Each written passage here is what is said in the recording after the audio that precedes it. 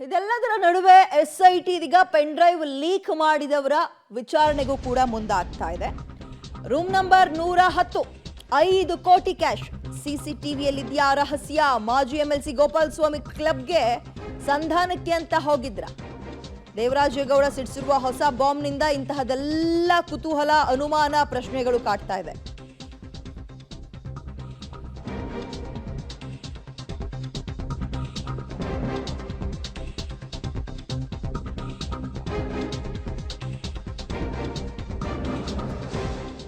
DCM DK Shivakumar ಮೇಲೆ ಹಲವು ಆರೋಪವನ್ನ ಮಾಡೋದ್ರ ಮುಖಾಂತರ 100 ಕೋಟಿ ಆಫರ್ ಕೊಟ್ಟಿದ್ರು, ನನಗೆ ಆಮಿಷವನ್ನ ಒಡ್ಡಿದ್ರು ಅಂತ ದೇವರಾಜೇಗೌಡ ಒಂದು ಹೇಳಿಕೆಯ ಬಾಂಬ್ ಸಿಡಿಸಿದ್ದಾರೆ. 100 ಕೋಟಿಯ ಬಾಂಬ್. ಇದೀಗ ಕಾಂಗ್ರೆಸ್ನ ಎಲ್ಲಾ ನಾಯಕರುಗಳು ಕೂಡ ಒಗ್ಗಟ್ಟಿನ ಹೋರಾಟವನ್ನ ಮಾಡ್ತಾ ಇದ್ದಾರೆ. ಅಲ್ಲ, ಯಾರ್ದೋ ಒಬ್ರು ಹೆಸರೇಳಕ್ಕೆ 100 ಕೋಟಿ ಕೊಡ್ತಾರ? ನಮಗೆ ತಲೆ ಕೆಟ್ಟಿದೆಯಾ?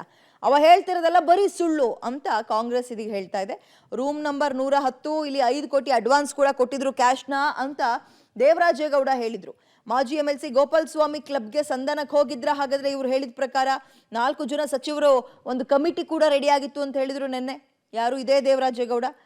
ಹಾಗಾದ್ರೆ CCTVಯಲ್ಲಿ ಎಲ್ಲವೂ ಕೂಡ ರೆಕಾರ್ಡ್ ಆಗಿರುತ್ತಲ್ಲ, ಎಂತ ಚಿಕ್ಕ ಪುಟ್ಟ ಹೋಟೆಲ್ನಲ್ಲೂ CCTV ಇರುತ್ತೆ, ಇನ್ನು ಇಂಥ ದೊಡ್ಡ ಹೋಟೆಲ್ಗಳಲ್ಲಿ ಇರಲ್ವಾ? ಈಗಾಗಲೇ ಇಷ್ಟೆಲ್ಲ ದೊಡ್ಡ ಹಗರಣ ಆಗಿರೋದ್ರಿಂದ ಅಲ್ಲಿ ಮೋದಿ ಅವರಿಗೆ, BJPಗೆ ಮತ್ತು ಕುಮಾರಸ್ವಾಮಿ ಕೆಟ್ಟ ತರಬೇಕಂತ ಮಾಡಿರಲ್ಲಿ ನನಗೆ ಸುಮಾರು 100 ಕೋಟಿ ರೂಪಾಯಿ ಆಫರ್ ಕೊಟ್ಟರು. 5 ಕೋಟಿ ರೂಪಾಯಿ ಅಡ್ವಾನ್ಸನ್ನು ದುಡ್ಡನ್ನು ಬೋರಿಂಗ್ ಕ್ಲಬ್ಗೆ ರೂಮ್ ನಂಬರ್ 110 ಕಳಿಸಿದ್ರು. ಆ ಮೀಟಿಂಗಿಗೆ ನನಗೆ ಯಾರು ಹೇಳಿ, ನಮ್ಮ MA ಗೋಪಾಲಸ್ವಾಮಿ ಇದಾನಲ್ಲ, ಚಂದ್ರಪ್ಪಣ್ಣ ಗೋಪಾಲಸ್ವಾಮಿನ ಸಂಧಾನ ಕಳಿಸಿದ್ರು. ಅಲ್ಲಿ 5 ಕೋಟಿ ರೂಪಾಯಿ ಕ್ಯಾಶ್ ಕೊಟ್ಟು ಕಳಿಸಿದ್ರು. ಅಲ್ಲಿ ಎಷ್ಟು ಕೋಟಿ ಆಫರ್ ಮಾಡಿದ್ದು? 100 ಕೋಟಿ ರೂಪಾಯಿ. 100 ಕ್ರೋಸ್. ಯಾರು ಸರ್ ಆಫರ್ ಮಾಡಿದ್ದು? DK ಶಿವಕುಮಾರ್. ಈಗಾಗಲೇ ಇಷ್ಟೆಲ್ಲ ದೊಡ್ಡ ಹಗರಣ ಆಗಿರೋದ್ರಿಂದ ಅಲ್ಲಿ ಮೋದಿ ಅವರಿಗೆ, BJPಗೆ ಮತ್ತು ಕುಮಾರಸ್ವಾಮಿ ಕೆಟ್ಟ ತರಬೇಕಂತ ಮಾಡಿರಲ್ಲಿ ನನಗೆ ಸುಮಾರು 100 ಕೋಟಿ ರೂಪಾಯಿ ಆಫರ್ ಕೊಟ್ಟರು. 5 ಕೋಟಿ ರೂಪಾಯಿ ಅಡ್ವಾನ್ಸನ್ನು ದುಡ್ಡನ್ನು ಬೋರಿಂಗ್ ಕ್ಲಬ್ಗೆ ರೂಮ್ ನಂಬರ್ 110 ಕಳಿಸಿದ್ರು. ಆ ಮೀಟಿಂಗಿಗೆ ನನಗೆ ಯಾರು ಹೇಳಿ, ನಮ್ಮ MA. ಈ ಎಲ್ಲ ಬೆಳವಣಿಗೆಗಳ ನಡುವೆ ಕೊನೆಗೂ ಕೂಡ ದೊಡ್ಡ ಗೌಡ್ರು ದೇವೇಗೌಡರು ನಿನ್ನೆ ಅವರ ಜನ್ಮದಿನ ಇತ್ತು. ಈ ಪ್ರಕರಣದ ಬಗ್ಗೆ ಕೊನೆಗೂ ಮೌನ ಮುರಿದಿದ್ದಾರೆ. ಜೂನ್ 4ರ ಬಳಿಕ ರಾಜ್ಯ ರಾಜಕೀಯದಲ್ಲಿ ಪೆನ್ ಡ್ರೈವ್ ಸುನಾಮಿ ಮತ್ತಷ್ಟು ಜೋರಾಗುತ್ತಾ? ಪ್ರಜ್ವಲ್ ವಿಚಾರದಲ್ಲಿ ನೋರಾಜಿ, ರೇವಣ್ಣ ವಿಚಾರದಲ್ಲಿ ಅಸಲಿ ಆಟ ಶುರು ಅನ್ನೋಂಗಾಗುತ್ತಾ? ಗೌಡರ ಕುಟುಂಬವನ್ನ ಕುಗ್ಗಿಸಲು ಆ ಮಹಾಗೇಮ್ ಏನಾದ್ರೂ ನಡೆದಿತ್ತಾ? ಇದ್ರ ಬಗ್ಗೆ ಸ್ವತಃ ಬಹಿರಂಗವಾಗಿ ಮಾತನಾಡಿ ನೆಕ್ಸ್ಟ್ ಗೇಮ್ನ ಸುಳಿವು ಕೊಟ್ಟಿದ್ದಾರೆ ದೇವೇಗೌಡರು.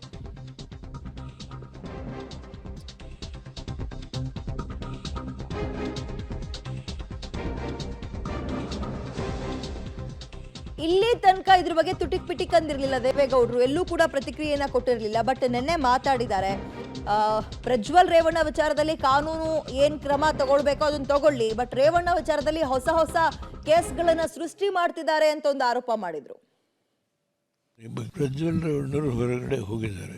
ಆ ಘಟನೆ ಬಗ್ಗೆ ಕುಮಾರಸ್ವಾಮಿ ಅವರು ಇಡೀ ನಮ್ಮ ಕುಟುಂಬದ ಪರವಾಗಿ ಕಾನೂನು ಏನಿದೆಯೋ, ಈ ದೇಶದ ನೆರೆದ ಕಾನೂನು ಏನಿದೆಯೋ ಆ ಕಾನೂನನ್ನ ಒಂದು ವ್ಯಾಪ್ತಿನಲ್ಲಿ ಏನೇನು ಕ್ರಮ ತಗೋಬೇಕು ತೆಗೆದುಕೊಳ್ಳೋದು ಸರ್ಕಾರ ಜವಾಬ್ದಾರಿ ಹೇಳಿದ್ದಾರೆ. ಈ ಮಧ್ಯೆ ಇದಕ್ಕೆ ಒಳಗೊಂಡಿರ್ತಕ್ಕಂಥ ಅನೇಕ ಜನ ಇದ್ದಾರೆ. ಇದರಲ್ಲಿ ಯಾರ್ಯಾರು ಈ ಒಂದು ವಿಷಯದಲ್ಲಿ ಇನ್ವಾಲ್ವ್ ಆಗಿದ್ದಾರೆ ಅವರೆಲ್ಲರ ಮೇಲೆ ಕ್ರಮ ತಗೋಬೇಕು, ನ್ಯಾಯ ಜನತೆಗೆ ಸಿಕ್ಕಬೇಕು. ಯಾವ ಹೆಣ್ಮಕ್ಳು ಅಪಾಯಕ್ಕೆ ಸಿಕ್ಕಿದ್ದಾರೆ ಅವರಿಗೆಲ್ಲ ಪರಿಹಾರ ಕೊಡಬೇಕು. ಇದೆಲ್ಲ ವಿಷಯವನ್ನು ಕುಮಾರಸ್ವಾಮಿ ಬಿಡಿಸಿ ಹೇಳಿದ್ದಾರೆ. ನಾವು ಪ್ರಜ್ವಲ್ ಬಗ್ಗೆ ಕ್ರಮ ತೆಗೆದುಕೊಳ್ಳೋದ್ರ ಬಗ್ಗೆ ಯಾವ ತಕರಾರಿಲ್ಲ. ಆದರೆ ರೇವಣ್ಣವ್ರ ಬಗ್ಗೆ ಮಾಡಿರೋ ಅದು ಈಗಾಗಲೇ ರಾಜ್ಯದ ಜನತೆಗೆ ಗೊತ್ತಾಗಿದೆ. ಯಾವ ರೀತಿಯ ಕೇಸನ್ನು ಸೃಷ್ಟಿ ಮಾಡಿದ್ದಾರೆ.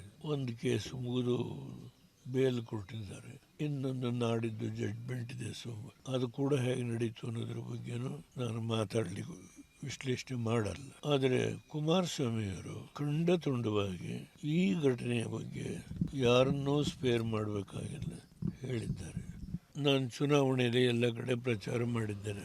ಅದು ಜೂನ್ 4ನೇ ತಾರೀಕು ಬಂದ ಮೇಲೆ ನಾನು ಮತ್ತೆ ನಿಮ್ಮನ್ನ ನಮ್ಮ ಆಫೀಸಲ್ಲಿ ಮೀಟ್ ಮಾಡ್ತೀನಿ, ಎಲ್ಲರನ್ನೂ ಕರಿತೀನಿ. ಚುನಾವಣಾ ರಿಸಲ್ಟ್ ಬಂದ ಮೇಲೆ ಅಲ್ಲಿವರೆಗೂ ನಾನು ಯಾರನ್ನೂ ಭೇಟಿ ಮಾಡಲ್ಲ.